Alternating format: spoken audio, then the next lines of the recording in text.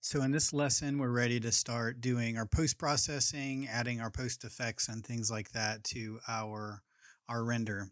Now, the first thing I'm going to do, obviously, is just clean this up a little bit, and I'm going to get rid of all the layers or the AOVs that I'm not going to be using. Like the RGB there is pretty grainy. Going to get rid of that. All the grainy ones that we didn't use to begin with. So the indirect, the original emission here, the diffuse indirect. So I'm just going to get rid of all of those so we can kind of clean up our render a little bit. So the first thing I want to do is I want to have, my order of operations correct. Eventually we're going to be merging all these layers down into one layer and doing some other things to them. So I don't want to do anything at this point that's going to warp any layer. So if I do things like chromatic aberration, or there's some other effects that we can add that has a possibility of warping our image a little bit. So I don't want to do that because that will basically offset all of my layers, and it'll make them sort of not match up perfectly. And not only that, but I'd have to try to do it to every single layer. So there's certain things that I only want to do on a merged image. But then there's certain things that I can sort of beef up with everything on an individual layer. So then after we have everything just sort of condensed down to only the layers we need, the next thing we want to do is convert this down. Currently it's a 32-bit image. There's a lot of functionality we don't have as a 32-bit image. So I want to convert this down to a 16-bit image. Now, eventually we'll convert this down to an 8-bit image, but there's still some information here that we want to use. That like exposure, for example, if I wanted to brighten up the exposure a little bit, we couldn't do that without creating a lot of graininess, and because a lot of these areas are really dark. So I still want to use some of that information, but I don't quite need it to be a 32-bit image. So the first thing I'm going to do, or the second thing rather, after I've deleted all of my unusable layers, is I'm going to come up to image. I'm going to go to adjustments, or sorry, go to mode, and we're going to knock this down to a 16-bit image. It's going to ask us if we want to merge our layers together, and we click no, don't merge. Now the colors will change a tad, not a ton, but just expect the colors to change a little bit. Now the next thing I want to do is just brighten up the background a little bit. So what I'm going to do is create an adjustment layer. So we're going to create a new adjustment layer, and we'll do a exposure adjustment layer. And now we can come in and we can start just brightening up the background a little bit. We may want to do a levels or something too. I'm not concerned about the character. The character here is going to get way too bright. And maybe even exposure may not be the right one to use.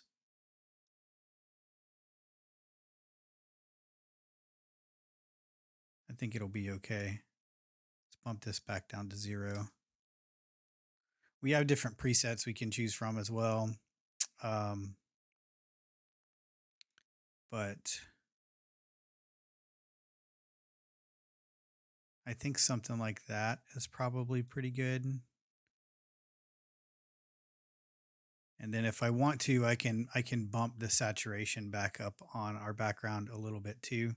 We still have those 2 volume indirects, the blue ones back there as well. So that's already bumping the saturation up a little bit. So now say that we got the background here is bright. Everything's brightened up a little bit more like we want it, but now the character in a lot of areas is a little too blown out. So we don't want him to be quite as bright in these areas. So what we can do is we can use our masks now. So I'm going to bring up my ID map, bring that up to the very top here. And what we want to do, we could go about selecting all the individual parts of my character, but because there's fewer of them, it's probably easier to select our waves here.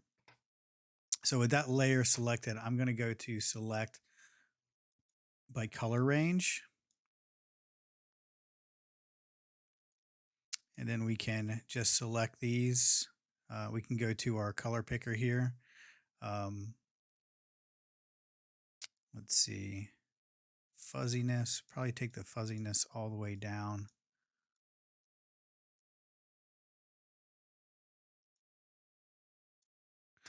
So then we can choose our plus guy over here. And we can eventually select all of those.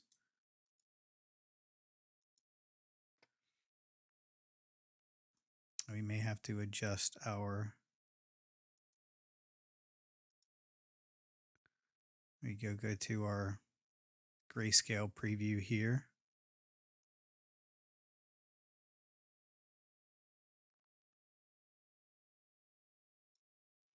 So sometimes this select by color may not be the right sort of setting to use. You'll see that it's giving us a lot of stuff that we don't want necessarily. So sometimes what we can do as well is use our magic wand tool. So that will let us pick by colors too. I'm going to increase my tolerance to something like 16, and I'm going to turn contiguous off. And then we can just hold down shift and we can make those selections. So that's making a much better selection for us than what we need. So now with that selection, what I want to do is invert it. So that is Control Shift I. So now it's just selecting our character. And now we can come down here to the mask. We can grab just the black paint bucket and fill that area with black. So now our background color has changed, but our character has not. So you're going to start to see how just massively useful these masks are going to be to use. I'm getting a little bit of feathering right in there. So what we can do, let me back up a little bit. What we can do to sort of alleviate that is we'll go to back up to where we had that selection.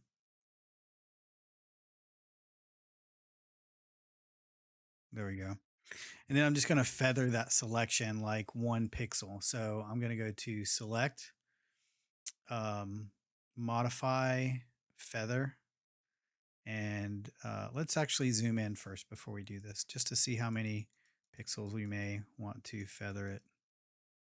So see how it's just kind of not quite lining up completely with everything. And it's usually just like 1 pixel. So I'm just going to feather that selection 1 pixel. So we'll go to select, modify, feather, and I'm just going to feather that 1 pixel. And now when we mask that, let's see, try that again.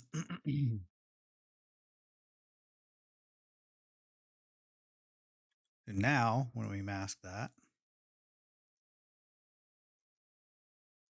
it shouldn't look, we should get that weird effect happening so much. So it's still happening a little bit. We can also sort of do half and half here. So instead of just blacking it out where it has none of that adjustment on it, we can do, say, like a 50% gray. So it's got some of the adjustment, but not completely all of the adjustment layer on it. So that's just going to brighten it up a little bit, but not too much.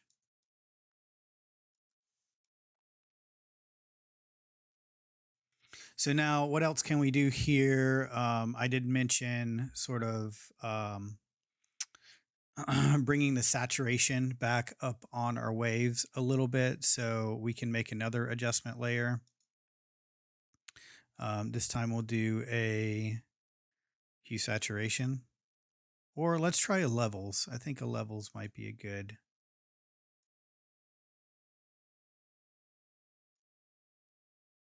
Yeah, levels isn't giving us what we want.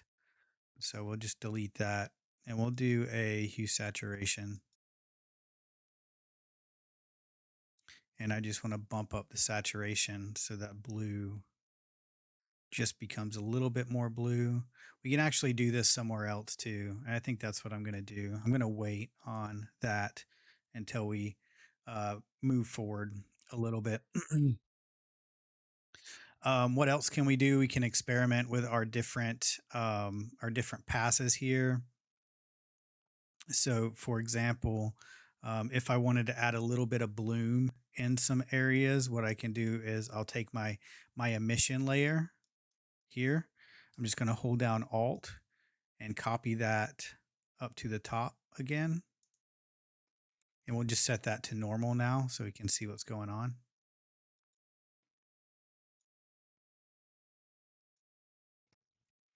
And I do have these things, So I do have these things that are emitting light. And then the light is sort of bouncing off of the waves a little bit too. So what I can do is I can begin to blur this layer. So I'll go to Filter, Blur, and just do a Gaussian blur. Obviously, that's way too much.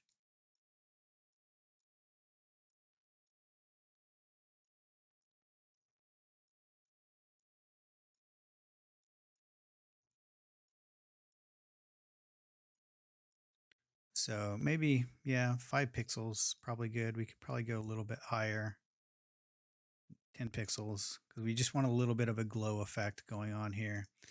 And then we can do a levels to this, Control L to sort of brighten up those colors a little bit.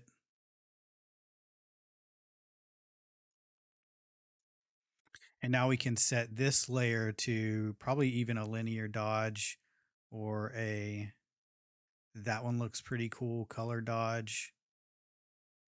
I like how that's looking with the background there. Hard light, soft light, overlay. I think the linear dodge, that one's actually looking pretty good. We get a nice, let's set that. We get a nice hazy effect right here. So that's looking really cool. Now, obviously, what I'm working on here as an example is very specific, and all of your scenes are going to be very specific to what you're doing. So if you're working on like an interior scene with like a dining table or something like that, you're going to want to add much different effects and things than what I'm adding here. So maybe let's just take that down a tad in opacity.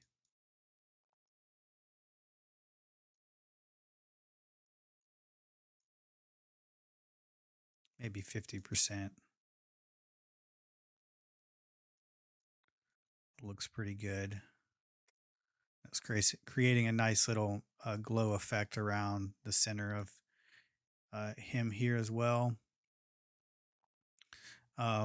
Maybe I want to get some glowing coming out of his mouth area as well, because there is a very bright light in there.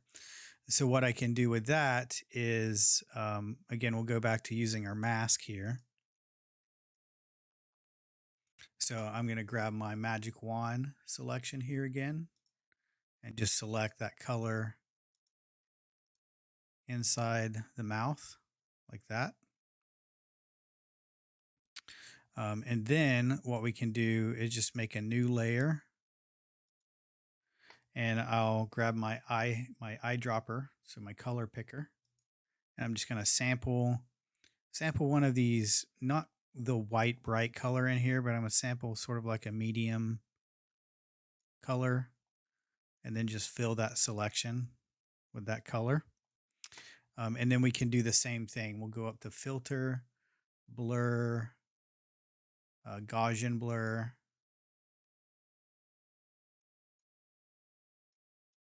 and probably about the same. We had it at about 10 pixels, so that should be about the same. And then we could set that to something like linear dodge add or color dodge, hard light, soft light. Hard light looks pretty neat. I like how it saturates a little bit.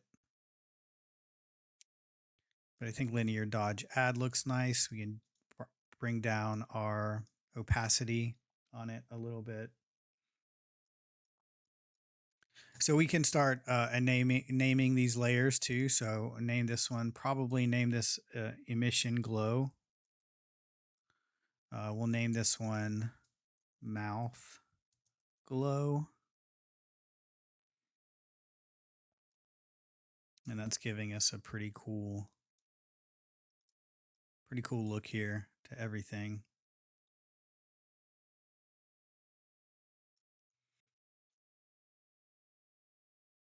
So at any point you can flatten your layer and you can start working on some other things individually. Oh, the one thing that I did want to look at was this specular direct. I think that's just a really cool looking layer. So I'm going to bring that up to the top, maybe below our our exposure node, and see if I can blend this in somehow. Maybe see how it looks with just like the opacity drop down. I think that's a really cool look with how dark it is. I could try different blending modes.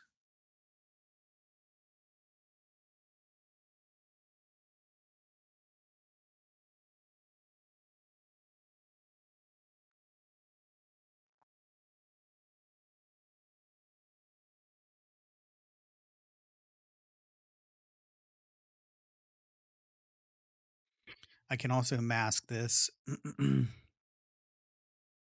So if I like the look of that as a normal pass, I can try to mask this a little bit. Let's see. Or let's maybe just drop the opacity down, see what kind of look I can get. Like that. Yeah, I think I like that. Maybe just a really low opacity. So it just darkens. It seems to give it a little bit more contrast in areas. And one thing I do want to do here, I don't like the whiteness of the glow here. So I'm going to go to my emission layer, my emission glow, and we'll set this back to normal for a second.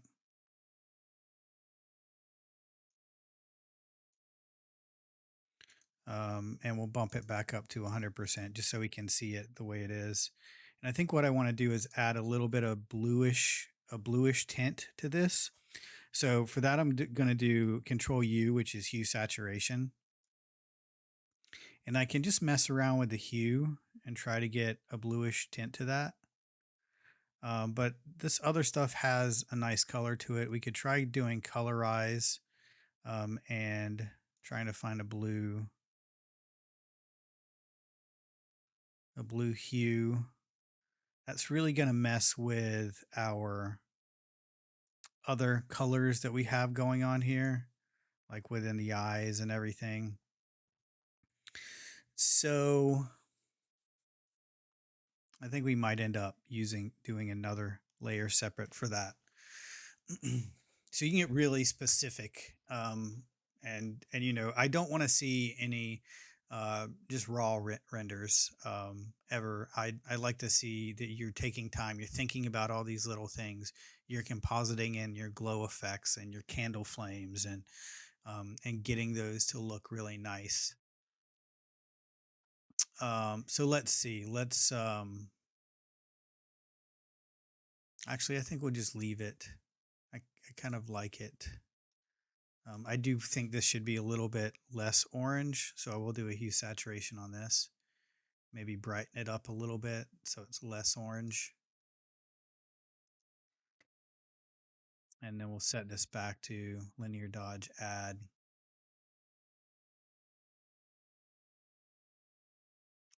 Yeah, I think maybe it just needs a little less opacity.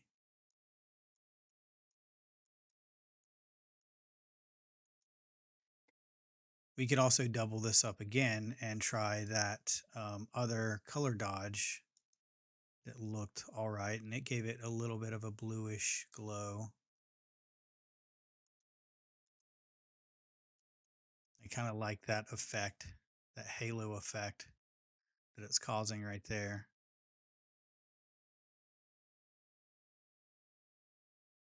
All right, so at any point when you're just sort of done messing around with these settings, let's actually look at this diffuse direct before we go. I'm going to bring that up to the top as a copy.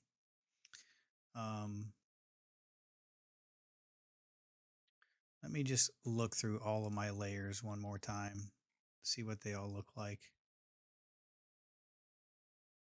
So I think I could probably get that mouth glow to look a little bit nicer.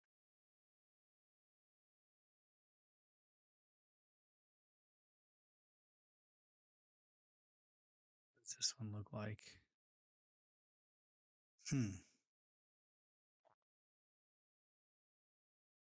Yeah, I think we can use that instead of our mouth glow layer that we created here. So let's unhide all of our layers again.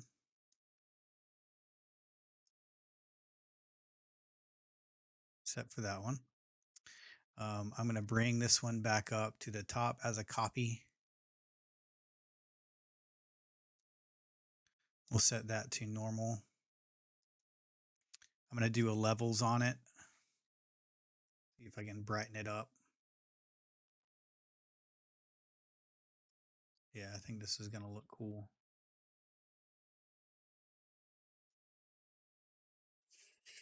And then we'll blur this. It may not look cool. We have to play it by ear. It does look kind of cool, actually. Just needs lower opacity.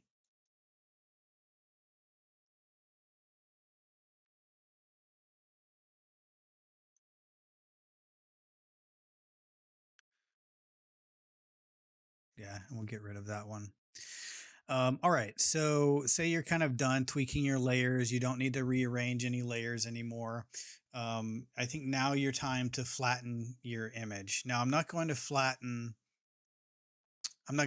my whole document. What I'm going to do is use this hotkey Control Alt Shift E. And what that will do is take all my visible layers and merge them into one layer and put it up top. So now I can take all of these guys here and I'm just going to throw them in a group, and we'll name this group layers or AOVs. So if I do want to pull one of those up and use it, I still can. And I'll name these utility.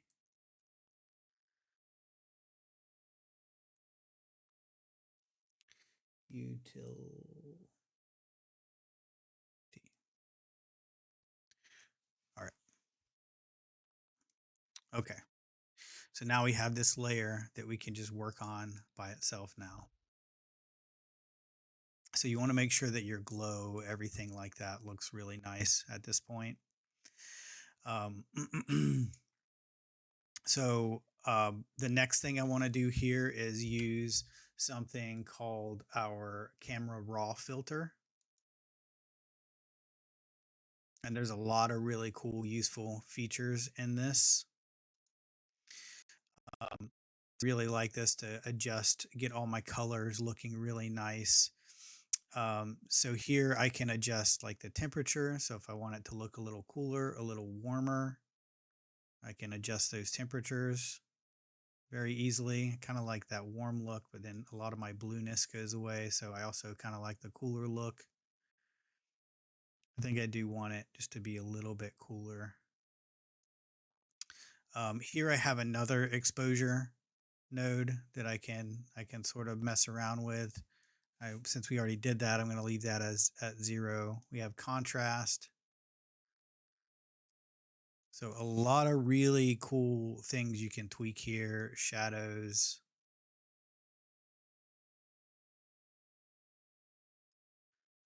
Our blacks, we can bump up our blacks or, sort of drown out our blacks a little bit. We have texture. Let me really zoom in here so you can see what this texture guy is doing. So it doesn't add texture. What it's going to do is just take anything that's got like a little bit of a texture to it and just like sharpen it a little bit. But you can also use it to give everything just sort of like a hazy HDRI look to it. And then you have clarity. So that's also going to just sort of sharpen everything in a different way. We have dehaze, so we can get rid of some of that haze if we want. I'm kind of liking the look of it as it is. There's vibrance, so vibrance will sort of just bump up the saturation of everything a little bit. And then we also have saturation, so a lot of different things to play around with there, and that's just the basic tab. So what else do we have here? We have our curves, so we can edit curves. Which will give our image, completely different looks depending on how we edit those curves. Curves aren't something I usually mess around with too much. Detail, so we can sharpen the image here. We want to sharpen it a little bit. Noise reduction, so this is basically another little denoiser that we can use right here in Photoshop. Less control because we don't have control over to do that on every layer unless we use this camera raw filter on every layer. But I think you're going to get better results with the denoiser in Arnold. Next we have color grading. So this is where you can individually really sort of bump up colors. You have hue, so we can change the hue. So for example, if this orange that we have going on here, I can take my oranges and I can make them more red, or I can make them more yellow. Saturation, if I want to desaturate my oranges a little bit, which I think I do, and my reds just a little bit, I can do that. I can add saturation to my blues. So all on an individual level, we can change these settings. And then luminance. So say my oranges are a little bit too bright. I want to darken them. I can come in and darken my oranges a little bit. Color grading. We can mess around with the midtones. Kind of like that look a little bit. There's sort of another way that I like to color grade. So I'll definitely show you that. I do like the purples there. So for now, we'll just undo those. I'm going to show you my old school way of color grading. Optics, this is, we can use something called Chromatic Aberration. I like to use this another way, so we're going to skip this and use a Chromatic Aberration another way. And then we have like vignetting, so I can add some vignetting, some reverse vignetting, and some grain to that if I want to. But you're going to tweak this in the camera raw settings until your heart is content, and then you're going to hit OK. And periodically we can toggle this on and off just to kind of see the result. So we didn't do a lot to this image. I just took down the oranges a little bit and bumped up the blues a little bit. All right, so from here we can still do lots of things. Say I want to add some smoke effects to this. We can go online and we'll look up some smoke alphas.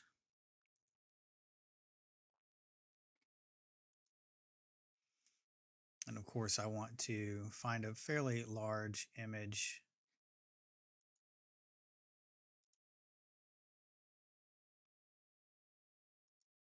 So this one's looking pretty cool, and it's 1080p. So I'm going to copy that one and just paste that into my scene.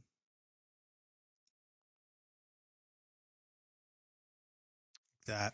So now what I can do with this, obviously, if we want to change this to something like a screen, so we get that effect. So one really cool thing I can do with this now, obviously that's way too high, and I like how that's looking with the linear dodge. Just bump down the opacity again. So we can really layer this effect up, which is really neat. So what I'm going to do with this, I'm going to go ahead and make a couple copies. And for now, I'm just going to hide the copies. So I'm going to take this one, I'm going to move it down here.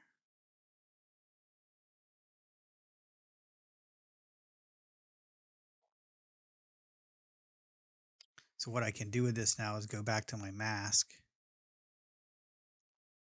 We'll select this bottom wave.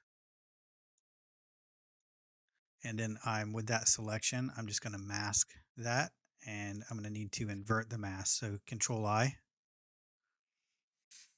So now we only get that smoke that's behind that wave there. And what's really cool about this is I can unlink it and I can move that smoke effect around to kind of get that looking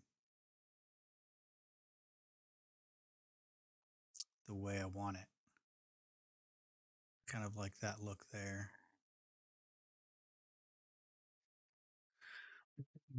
And then I can just do that same one with this one. So maybe this one, I'm going to flip it. So I'll go to Edit, Transform, Flip horizontally. And I'll put this one up here.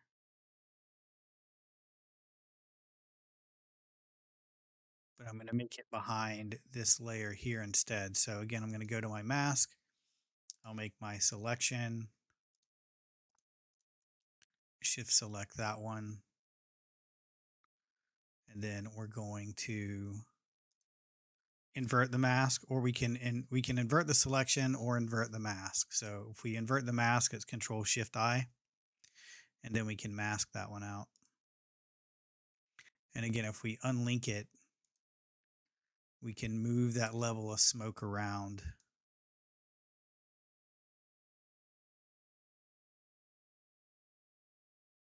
And you see that's behind this wave back here.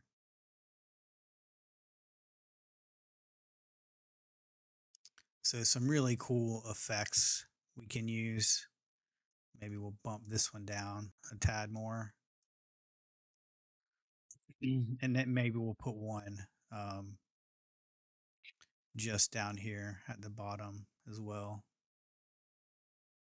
This is such a subtle thing too that we can really increase the size of this, and maybe just move this down here.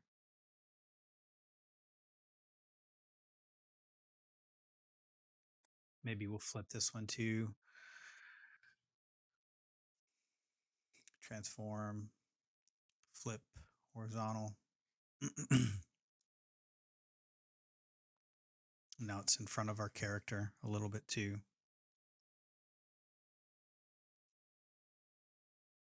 So that's giving us some really cool effects with the smoke, with yeah. What else can we do here to give this another little bump up? So I'm noticing this is bothering me. Get this little fringe here with our mask. What we can do is just blur our mask. That's probably the easiest way to deal with that. So I'm just going to select my mask layer. We'll go to Filter, again, Blur, Gaussian blur, but I'm only going to blur it like 1 pixel. And that should start to get rid of that.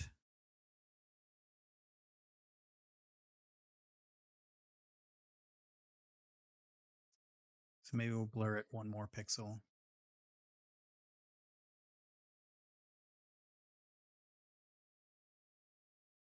And we'll probably need to blur this one as well.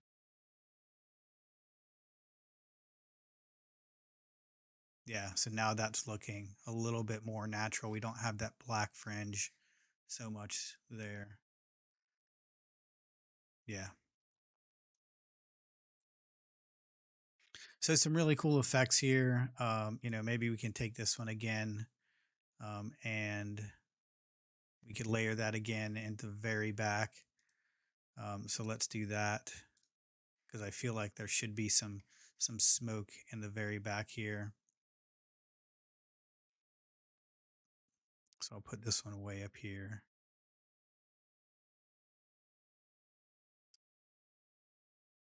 And for this one, we're going to select the 3 waves.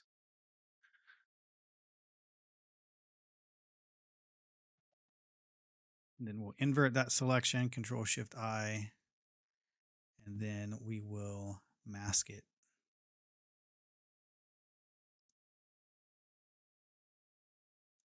And since this one's further back, I'm going to drop the opacity on it even more. And then do the same thing where we blur that mask a little bit. Now it is going to be over our character. So I want to, maybe we'll go down. Yeah. So I have a quick fix for that. Because we don't want that much smoke over our character. I want this layer to be over him, but obviously not the other one. So what we'll do is we'll go to our mask here, and I'm just going to select all of those, even the black up here. So now we just have our character. And then I'll go to these masks, and I'm just going to fill them with black.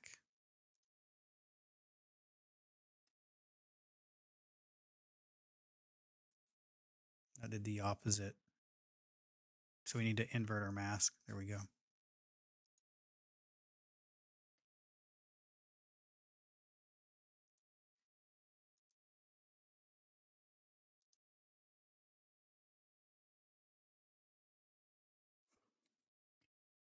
See how that looks. Yeah, that looks a little bit better.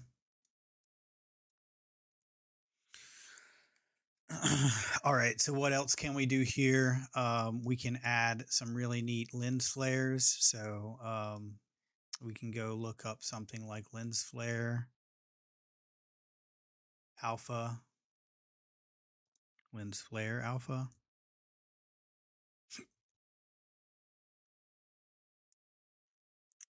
And I can take some of these. I don't like these, the bubbly ones, but I do like, like these guys here, or like the blue ones. This one's a cool one. So I can take this, copy image, bring that in, paste it, and maybe we'll throw that up here. We'll set that to something like screen.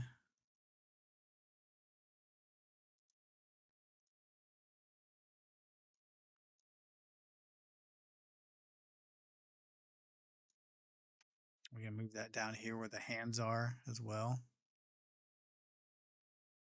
I think I like it up there. There is this box around it. So what I do when I see that, so I see this box, and that's just because the image that we were using wasn't completely black. There's 2 things I can do. I can either take an eraser, soft eraser, and just erase around that, or I can hit Control L on my keyboard and do a levels. And then I'll try to kill some of those blacks in there, and that will get rid of it.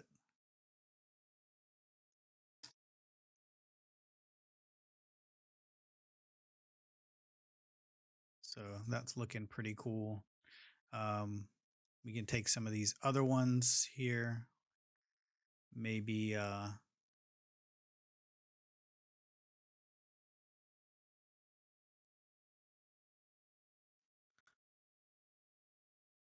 this one looks cool. We can use this one for the hand. So we'll do copy image.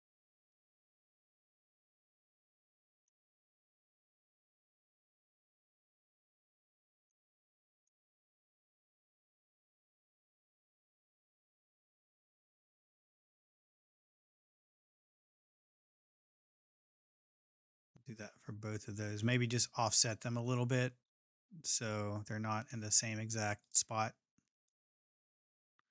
So you basically do this just to kind of give you an idea of how you would do this on other scenes. Like you would just take, like if you have candles, you would go and look up candle flame.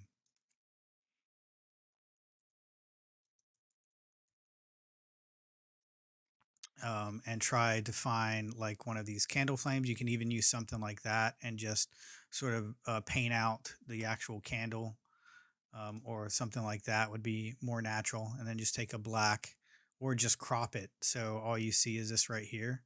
And then you'll put that on your candles. Obviously, you don't want to do the same one on every single candle because it'll just start to look weird. But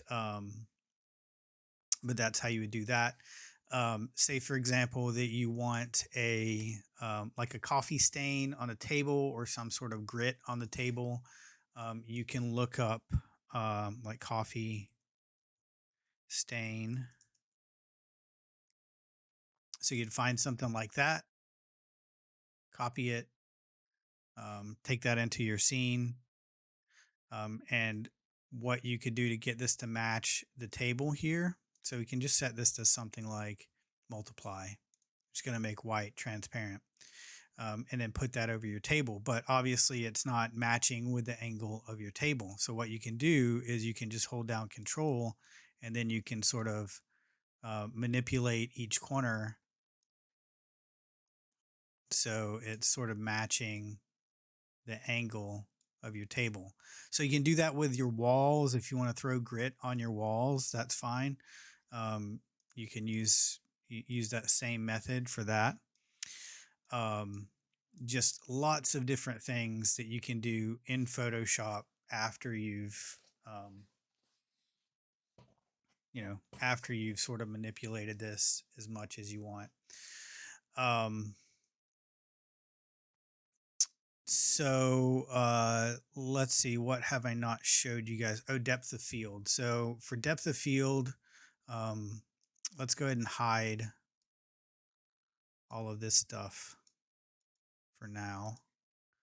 And we're just going to do depth of field on our original image here.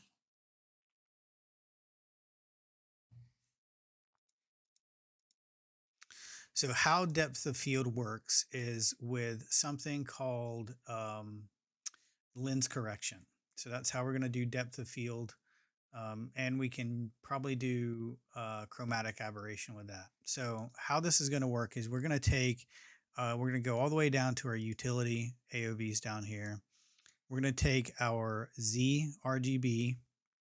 I'm going to say Control A to copy that, Control C to paste.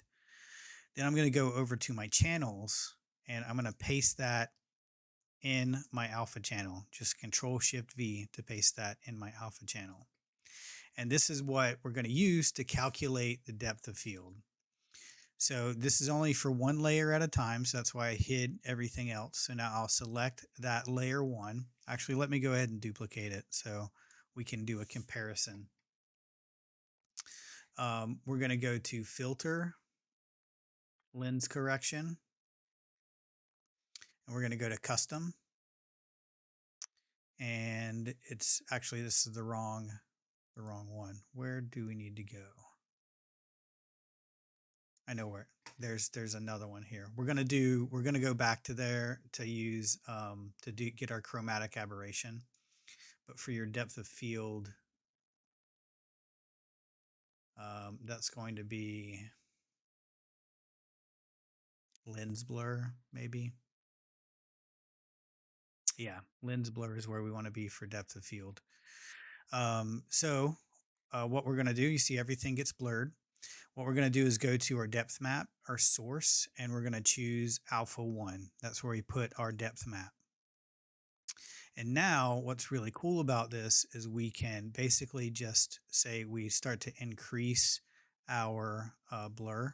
So increase our radius so everything's starting to blur. What we can do is with this set focal point button checked, anywhere we click in our image is going to come into focus. So if I click way back here, because it's referring to that depth map, all of this stuff becomes in focus. If I click on this guy, he becomes in focus. So, a really cool way to apply depth of field. I would, unless you're working on a very large scene, I would recommend doing this um, with subtlety. Um, one thing that happens when you add a image with a ton of depth of field is it begins to look very tiny, like it's been taken with a macro camera or something. So you want to use your depth of field very subtly, but it's cool to have that in there because it does add that extra little realism effect. All right, so that adds our depth of field, and we can see the difference here. It does create a little weird thing there, but I'll zoom in here. It does blur that a little bit. I'm actually not going to use any depth of field on mine. Um, but I am going to use chromatic aberration. So, chromatic aberration is basically what happens when the light going through a camera lens sort of splits up into a rainbow. So, you see this a lot. Basically, if you've ever had a glass crystal ball or something and light goes in, you get like a rainbow effect. Some people have these things hanging from like their rearview mirror in their car. That's basically what chromatic aberration is, but it's happening inside of the camera lens. So this happened a lot more in the days where the camera lenses weren't such good quality. Let's look it up, chromatic aberration. So this type of thing is basically chromatic aberration. It's that rainbowing effect. But what you'll see is in CG is a lot of people adding it in because obviously the virtual camera lens is not going to have any flaws in it. So it's not going to have any of this chromatic aberration in it. So it's not going to look like it's been taken with a real life camera. So this is one of those things that is a flaw of cameras, but we add it back in to our images so it looks like it's got the flaws of a camera. So we're making it look more believable by adding in all these little flaws. So that's basically what chromatic aberration is. So to create my chromatic aberration, what I'm going to do is go back to that lens correction option. I'm going to go ahead and zoom in here so we can see it happening. And we're going to go to custom, and basically what we're going to do is we're slightly warping our color channels. So as I bring, for example, my red fringe down, what we're doing is we're warping our color channel. So now you see a little bit of a red fringe right there. And as I bring it up, we're going to see that fringe in the other direction. So now I'm seeing it on the side of his finger here. So usually what you want to do is, depending on the colors you have in your scene, I'm going to take red fringe. Let's take red fringe this way a little bit, and then my blue fringe this way.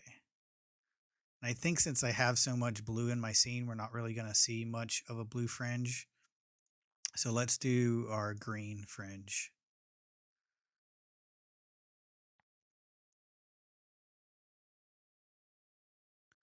Or try green this way, and then maybe red.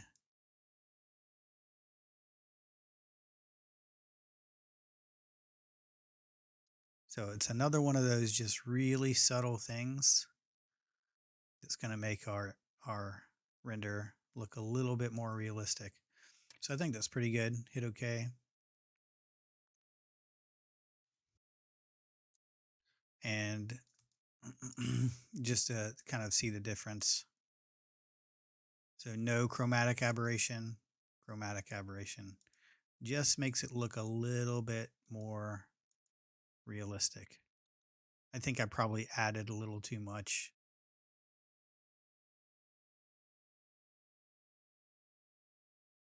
So yeah, let me back up. I'm going to undo that.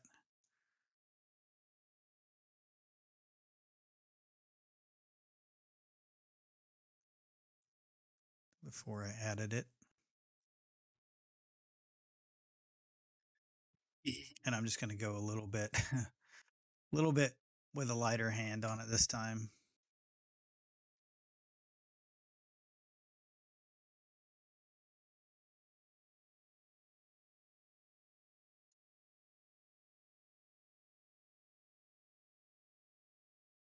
You notice when your whole image starts to get really blurry that maybe you've added a little bit too much. And usually what I do try to do is stagger these. Don't do both sides, do one on each side.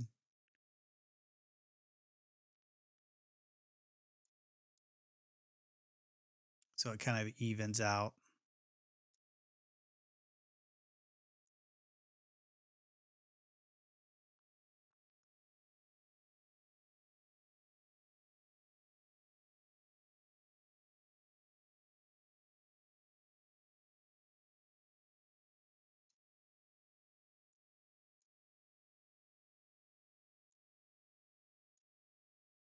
All right, that's good.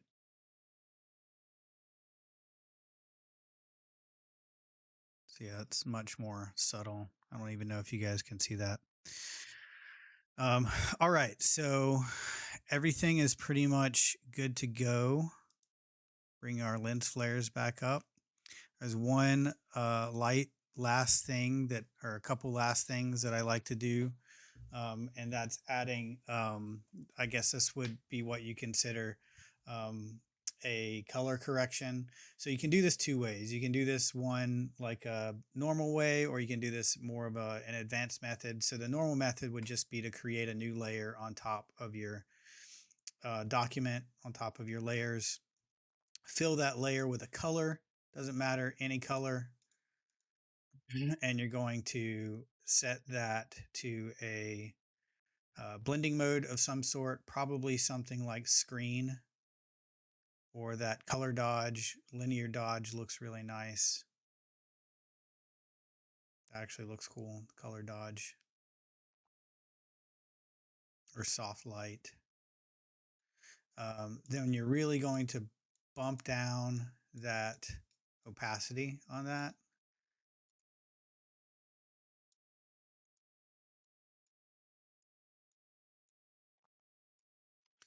Then you can sort of just do a hue saturation on this and push around the hue, and you can really sort of mess with different moods.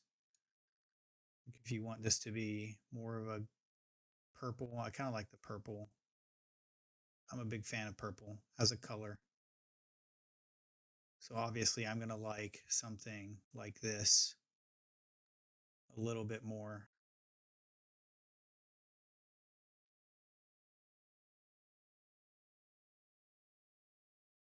So that's kind of an easy method um, for doing a color saturation or a color grade on it.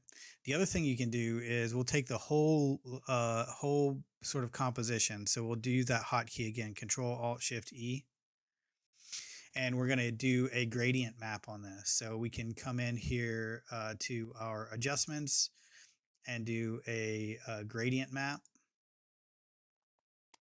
And basically what a gradient map does is it takes your color range from black and white, and it remaps it to a gradient. So in this case here, all of my black colors are being mapped to orange, and all of my white colors are being mapped to white as a gradient. But you can choose a lot of different gradients here. So, and they all give you some crazy different color. So you can get some pretty wild effects with these color gradient maps. That one was pretty crazy. That one too. So what I'll try to do is find a good a nice, so that one's pretty nice, that blue one. So I'll try to find a nice gradient map. I guess we didn't have to duplicate our image, but then I'll overlay this over the entire image.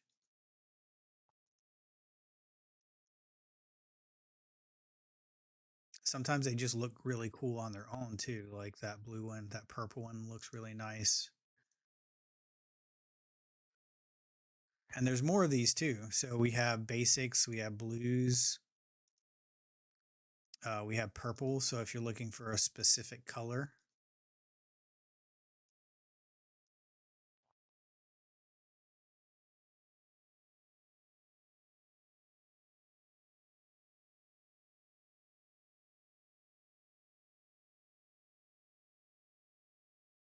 um, you can also click this guy right here and say um, append, or you can import gradient maps, iridescent, neutrals. So I was a big fan of one of these up here, I think. I know that's my purples. So that one looks really nice.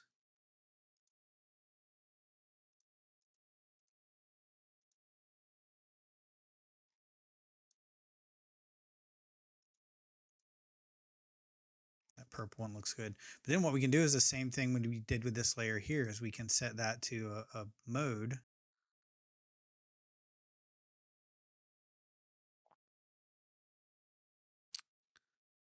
Probably overlay works really nicely. Let's see, what was this one set to? Set to linear dodge. So we can do that as well. And we can bump down the opacity. And we can continue to play with these different overlays here.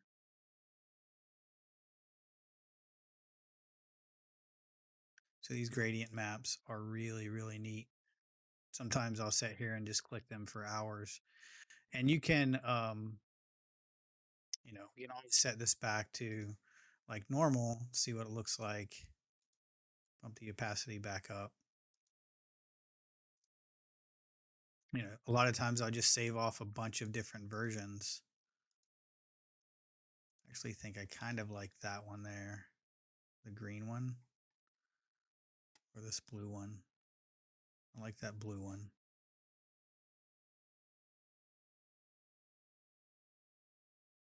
We'll do an overlay on that one and then bring the opacity way down. You can use them both in combination too if you feel like that's the look that you're going for. So, then it's all said and done. One other thing that you can do to kind of put like a nice touch on it, you can frame it up. So what you can do is just give, let's see, you could probably do it with just this layer here. Well, no, it's got a blending mode on it. So we'll just take a new layer and fill it with a color. We'll drop the fill on it. We'll go to our layer styles and we'll do a stroke. And I'll just set that to white or black or whatever. And then we can bump up the opacity. So now you have a nice white frame around your render, or you can make it black. Black looks pretty nice too.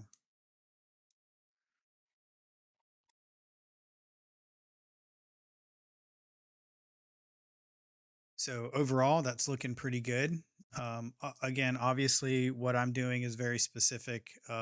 If you're rendering like a still life, you're gonna throw different effects in there. But it's interesting to think about these things too as you're actually modeling your scene. Kind of think about all the effects that you can throw in there. I've seen this get as crazy as one student did like a kitchen countertop where they were making cookies, and they were using to put in post, they were putting like flour, like messy flour on the table, spilt things. You can get really sort of in depth with how much detail you add to your renders after you render them. Now obviously this gets a lot more complicated whenever you think about animations. You can't do as much in post as you can with a still animation, but you can still add a lot of detail even to animations. So have fun with this. I think this is one of my favorite parts. This is a very fun part of the whole art creation process, is doing all these post effects. One other thing that I'll do that I forgot to mention, sometimes I'll take a like just a noisy texture. A lot of times I use concrete. Um, with something wild like this, you could probably take like galaxy. It's like an image of a galaxy. So something like this. Let's find a big one. Actually, no, we can just use this. Um, copy image. I'll use concrete a lot, but we can paste this in here. And this will just give everything just sort of a nice overall graininess, dirtiness, messiness. Go through some blending modes. Probably something like screen, and really take down the opacity. So we're looking for like 5%, 4%, something like that. Obviously, some textures are going to work nicer than other ones. You could try different blending modes as well.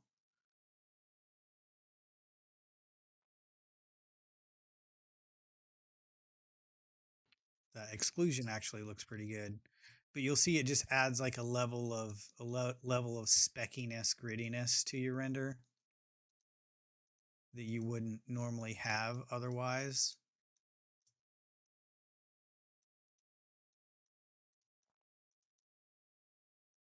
So have fun with this. I'm looking forward to seeing your final products, your final renders, fully composited. Again, I don't want to see any raw renders. I want to see the fact that you've took this into Photoshop.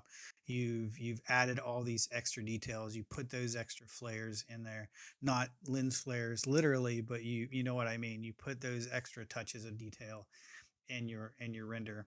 You will virtually never see a professionally done render raw. Like looking on art stations and websites like that, it's very rare that you're going to see someone that took an image, unless they're, you know, an amateur. But most professionals, they're never going to take their image directly from their renderer and just post it to ArtStation. They're always going to do stuff like this beforehand. All right, so let me know if you guys have any questions. Have fun with this process. It is a very fun process. I enjoy it a lot, and I hope you guys do too.